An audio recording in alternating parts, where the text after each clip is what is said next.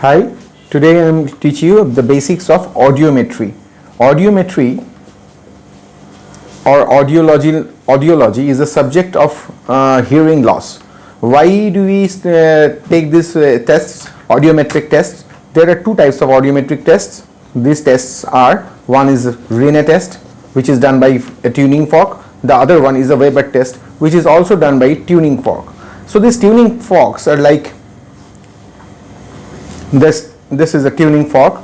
Here you have the finger position where you hold the tuning fork, and this part of the tuning fork with this tuning fork vibrates, and this basal portion of the tuning fork actually is held to the bones, so that these vibrations are caught up by the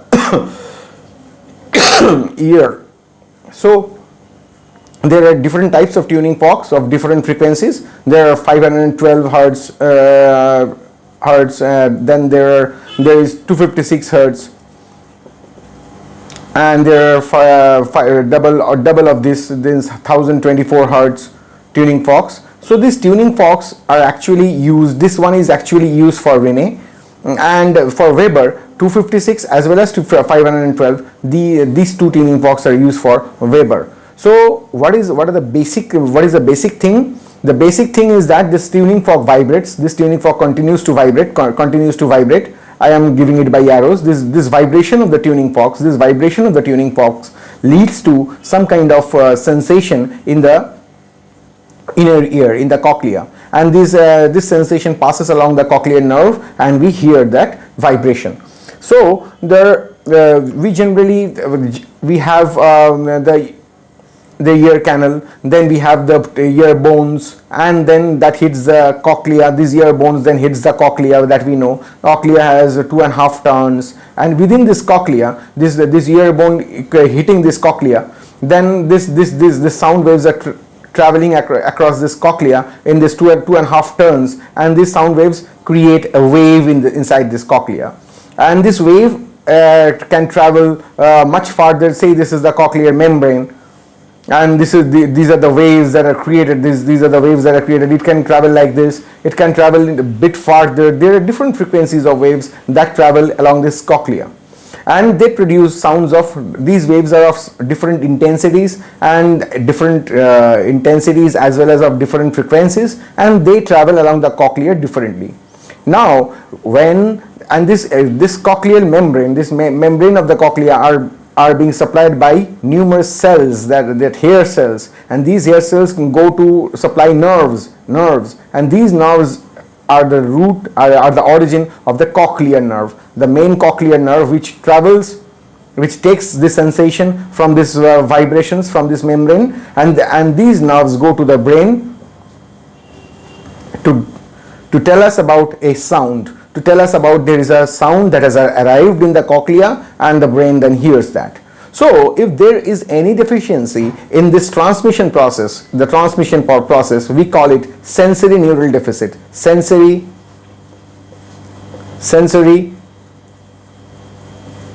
neural deficit. If there is any difficulty here, this means transmission of this sound wave, we call it conductive deficiency.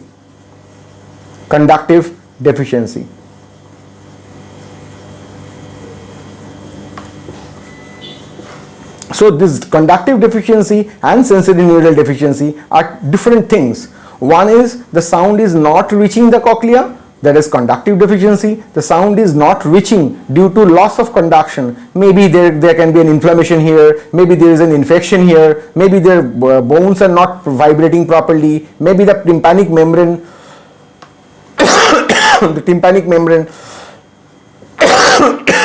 is actually damaged, so that it cannot vibrate these bones. Maybe there is a difficulty in transmission inside this cochlea. So that can lead to conductive deficiencies, and these conductive deficiencies are detected by Rinne. Whereas the sensory neural deficiency are detected by the Weber tests. So I'll distinguish how and where you will apply this test, and how will we detect this conductive deficiency from the sensory neural deficiency.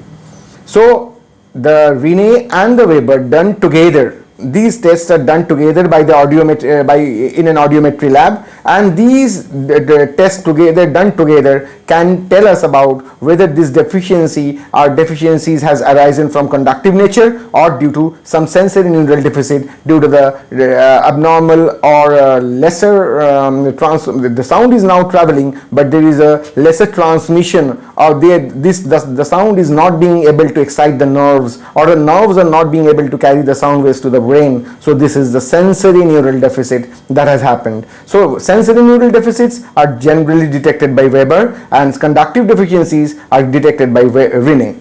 So these are the two tests. Weber, I'll just quickly revise. Weber is done by both these tuning forks, while as Rinne we use only 512 Hz as for the Rinne tests.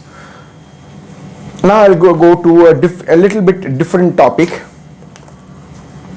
Say there are two types of conductions. One is the air conduction, the another one is a bone conduction. Now what do we mean by air conduction? Both these conduction processes, both air conduction processes as well as bone conduction processes, air conduction and bone conduction, these two types of conduction both happens to stimulate the nerves. Say I draw a nerve here.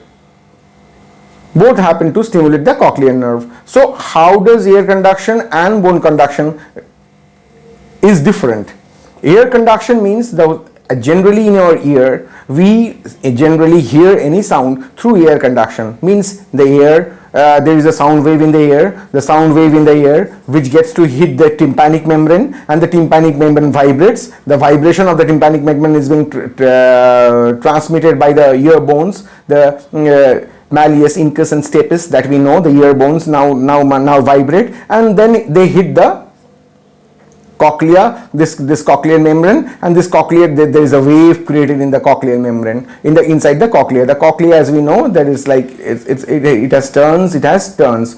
First turn gets completed here, second turn gets completed here, and the third turn has arisen, 2.5 turns of the cochlea. So these sound waves are now getting traveled here inside the cochlea, and inside the cochlea we have a membrane where these waves are created, and these waves are getting caught by the membrane.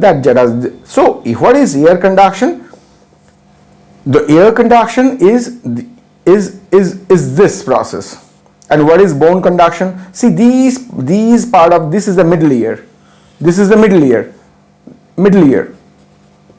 where the bony ossicles are present, where the tympanic membrane is present. So here this middle ear gets stimulated by bones also, and there are waves created in the cochlea. So our middle ear is connected by inside the middle ear we have different connections of bones and muscles. So all our skull, throughout our skull we have some certain amount of bone conduction. The bones of the skull gets connected to these bones of the inner ear.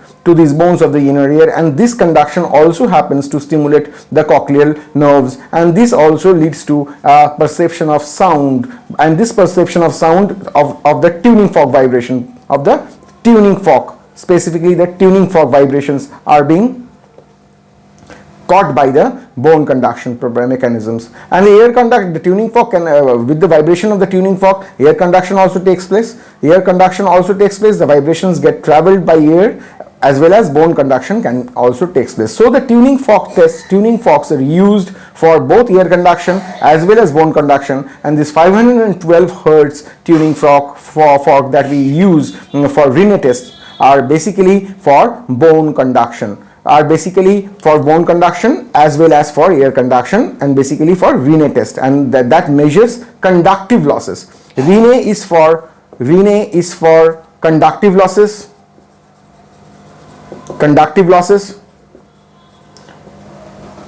Weber is for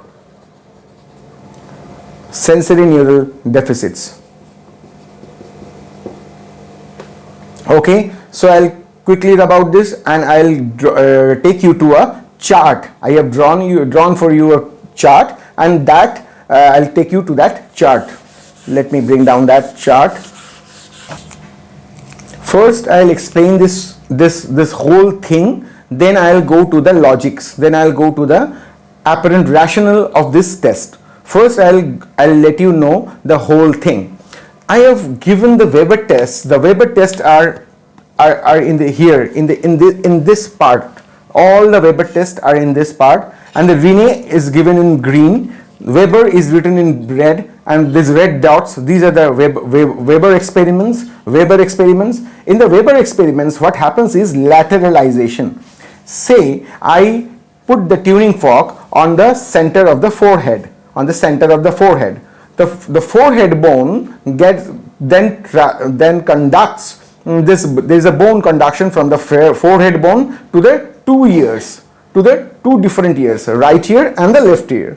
And this Weber test, I will not go to the details of the Weber test now, but the Weber test measures bone conduction.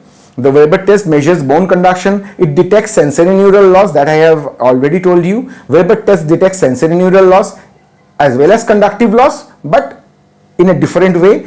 So with this Weber, we can differentiate between sensorineural, conductive. With Rinne that I have given here, this is the green part. This is the Rinne test. This is the Rinne test results, and these are the Weber test results. So with Rinne test, what we do is that we just hold the tuning fork on the mastoid bone. Just behind the ears, you have the mastoid bone. You hold the tuning fork there. Then what happens is that you hear some kind of sound that is getting transmitted by bones to the inner ear. So those sounds, when they get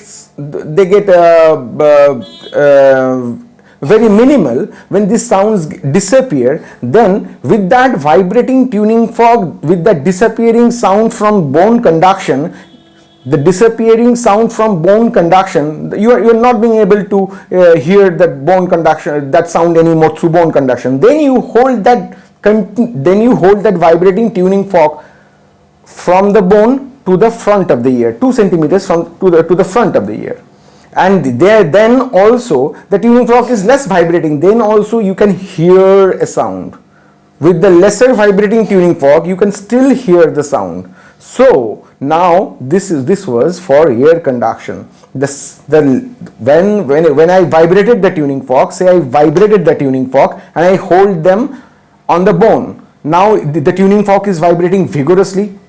Then this vigorous vibration fades away, and this fading, when it fades away and you don't hear any sound from that vibrating tuning fork held on the bone, then you take the tuning fork away from the bone and you put it in front of the ears. Then you hear that sound. Still you can hear the sound. So the ear conduction is while you hear the sound in front of the ears, 2 centimeters in front of the ears, you can say that it is because of ear conduction. So the ear conduction and that tuning fork you couldn't hear in the bone conduction part. So it was the lesser vibrating tuning fork that you can still hear, in air. So ear conduction is better than bone conduction, and this is the basis for Rinne test. Rinne test is for ear conduction. So the sound wave, it is for conductive loss. This conductive loss, and what does Rinne test imply? That the sound wave that the sound wave through ear has stimulated the nerves better than the bones, than through bones. So there is no conductive loss through here. So there is no conductive loss while we hear, because as we hear, all our sound gets transmitted by air and it hits our inner ear, and from there the nerves get stimulated. So in this way we can say that the sound waves has properly gone, because it was a disappearing sound wave, a disappearing tuning fork from where you could hear the sound, a disappearing one, because the tuning fork was lesser vibrating. was vibrating less, and this sound wave, still you can hear that sound wave through air, and it stimulated all your nerves. So we say that it is Rinne positive, R positive, Rinne positive. Rinne positive means it is just a little bit reverse. So if we say test for HIV and we get a positive result, so that means HIV is present inside your body. But for Rinne positive, it is just the reverse. Rinne positive means your ear is normal. Your ear has no conductive losses. It is normal conduction that is going on. So Rinne positive means you are normal.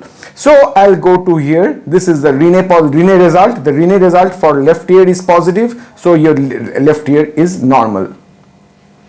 And your right ear, your Rinne is also positive. Your right ear is also positive. So your right ear is what? Why do I have written here? Because if your right ear is positive, this is the Weber result. If the right ear is positive, so that is written here. Your right ear is normal. So your left ear is normal, your right ear is normal. For the Rinne result, left ear normal, right ear normal, there is no conductive loss. But with this Rinne result, if we now do a Weber test, and there is a movement of sound, so if I draw a person's mouth face here, and these are the eyes, and I hold this Weber here, these are the eyes, and there is a lateralization, and the person tells, okay, you are here, you are holding the tuning fork in the center of my forehead, but now the sound wave, I am hearing the sound more towards the, say this is the right ear and this is the left ear. So I am hearing sound more towards right or more towards left. So this process is called lateralization. And this lateralization of the sound wave is actually the Weber positive thing. Weber positive thing, if there is no lateralization, then it is Weber negative. If there is lateralization, we say it is a Weber positive thing. So now what we have to conclude about the Weber result, the conclusion part. If this sound lateralizes to the right, if this Weber result lateralizes towards the right, then we say, if this Weber result lateralizes towards the right, then we say that there is a sensory neural loss in the left. If this lateralization is towards the right, see, I have given you the results. This is the Weber result in red. If this lateralizes towards the right ear, if this is the right ear, if this is the lateralization towards the right, this is the lateralization to the right, then there is a sensory neural loss in the left ear, in the opposite ear. If the lateralization is towards the left, this red arrow, Weber red arrow, if the lateralization is towards the left, we say that there is a sensory neural loss in the right ear. So this part is complete, this line is complete. So when we say that there is a conductive loss, what is the condition with Rinne? The Rinne results are positive. The Rinne results are positive. That means Rinne results are both positive. That means there is no conductive losses. There is no conductive losses. The Rinne results are positive here. There is no conductive losses. So I haven't written any conductive losses here. So Rinne results are positive, there is no conductive losses. So I'll have to see that if someone comes with me with a complaint that I cannot hear a sound with my left ear or my right ear, or my right ear is damaged or my left ear is damaged, and with that patient I see that both Rinne are positive. So there is no conductive loss in the patient. Now I have to do the Weber test with here the tuning fork held here. That when the tuning fork is held here and there is a lateralization, so we say that is a Weber positive result. The lateralization means there is a sensory neural loss. Weber detects sensory neural loss. Weber detects sensory neural loss in the opposite ear of lateralization. So if the lateralization is towards the left, there is a sensory neural loss towards the right. If the lateralization is towards the right, there is a sensory neural loss in the left ear. Now, the Weber also detects conductive losses in a way that the conductive losses are marked in blue. I have marked the conductive losses in blue. The conductive losses. So when there is a lateralization towards the left, there is a conductive loss here. The blue arrow, when there is a lateralization towards the left, there is a conductive loss here. The Weber has detected a conductive loss here. The conductive loss, I also told you that Rinne detects conductive loss. So the left ear, there is a conductive loss, and Weber detected a conductive loss. There is a lateralization towards the left, towards the conductive loss. The Rinne has detected a conductive loss. It is Rinne negative. So here Rinne has detected a conductive loss. Now Weber tells about that lateralization is towards the left, towards the same side of the conductive loss. So Weber, Rinne together both confirm the conductive loss. The blue, and see here also, this is the left ear, right ear, where the conductive, in this part, the right ear was detected as for conductive loss. Then there is a lateralization towards the right, and the Weber has detected a conductive loss. Weber has detected a conductive loss by blue thing. The Rinne has detected a conductive loss by this corresponding to this. The Rinne has detected a conductive loss, as well as Weber confirmed it by blue. Weber confirmed it by blue. Now, if there is a little bit complexity here, and what is this complexity? Then when this right ear, say I have performed the Rinne. I have told that there is a conductive loss here. I have the right ear is normal. But I cannot confirm whether this conductive loss is a conductive loss or a combined loss. If this loss can be conductive in the left ear, this loss can be conductive. If there is a lateralization of Weber towards the left, and the Rinne also tells you about a conductive loss, it is a conductive loss.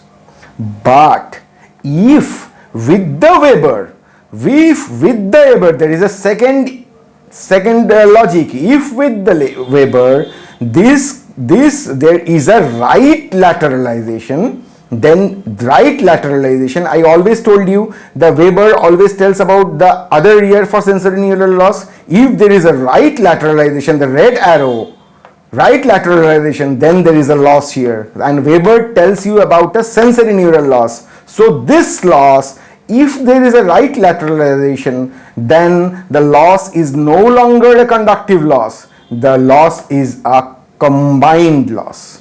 So this conductive loss becomes a combined loss if there is a right lateralization in the Weber. So Weber tells you about a sensory neural loss. Here, it tells us about the sensory neural loss, so we cannot tell that this is only a conductive loss of Rinne as well as Weber.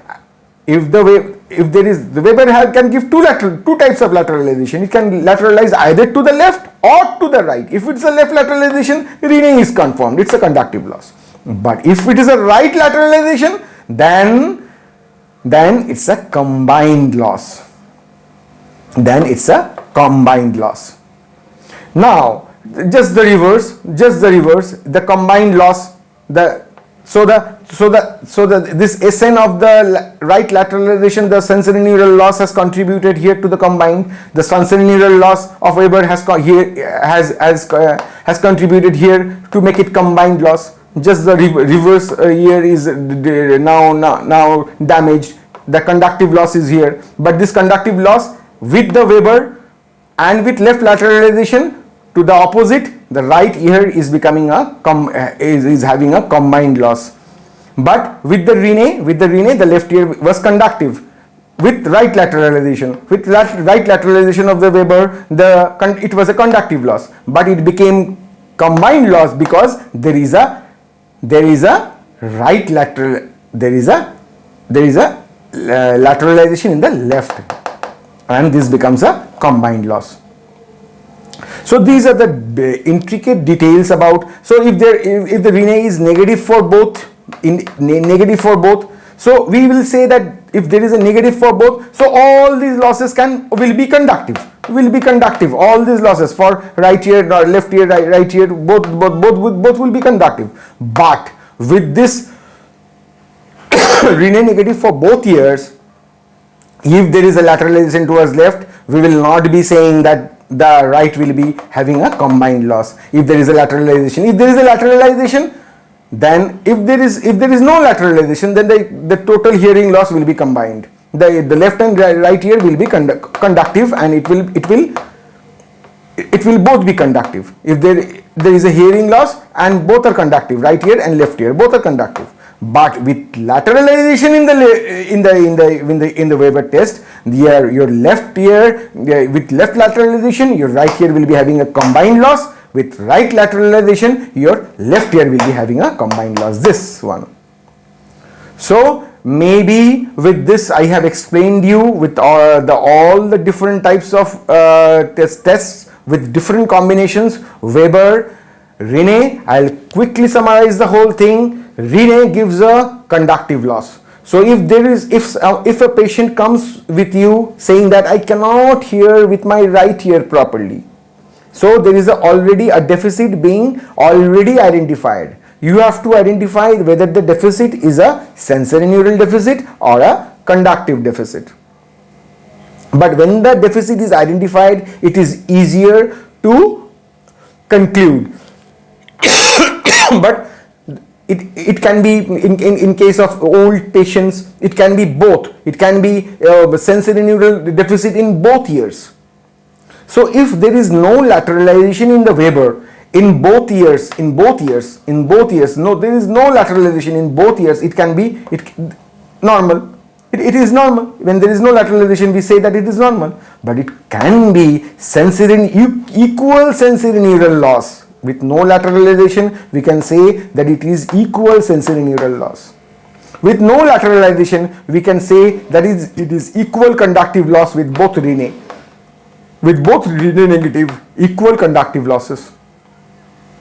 With no lateralization. So with no lateralization, there can also be defects. There can also be defects without any lateralization. So lateralization is not only the factor for detecting Weber positive or Weber negative. So we have quickly summarized the thing. So with a hearing deficit, we go to the audiology lab for this testing of Weber and for testing of Rinne. So both these tests are done. The Rinne test, the tuning fork is held on the mastoid bone behind the ear, and once this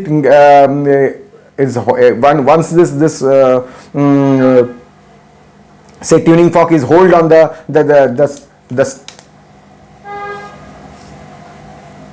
here you hold the tuning fork. This is the stem, and these are the parts which are vibrating. These are the parts which are vibrating. These are the arms of the tuning fork that are vibrating, and this vibration is getting traveled here, and you hold this stem, this base of the stem on the mastoid bone, with the mastoid bone, and like this. And when with this you hear a sound of vibration, and this is the basis of Rinne tests. And Rinne positive means you are normal. Rinne positive means you are normal. These are the Rinne positive results. And Rinne negative means your ear is affected and there is a conductive loss. Rinne negative means your ear is affected and there is a conductive loss. Rinne negative means your ear is affected, your right ear is affected and there is a conductive loss. Your left ear is affected and there is a conductive loss. So this part is very much clear to you. Rinne negative is normal, Rinne positive is normal, your left ear is normal, your right ear is normal. But the complexity comes with the Weber results. You have to detect with the Weber, if there is a lateralization, if there is no lateralization, both ears are normal. If there is a lateralization towards the left, the other ear is having, if there is a lateralization, the red line of the Weber, if there is a lateralization towards the left, if there is a lateralization towards the left, your right ear is having a sensorineural deficit. If there is a lateralization towards the right, your left ear is having a sensorineural deficit. This is the Weber result, and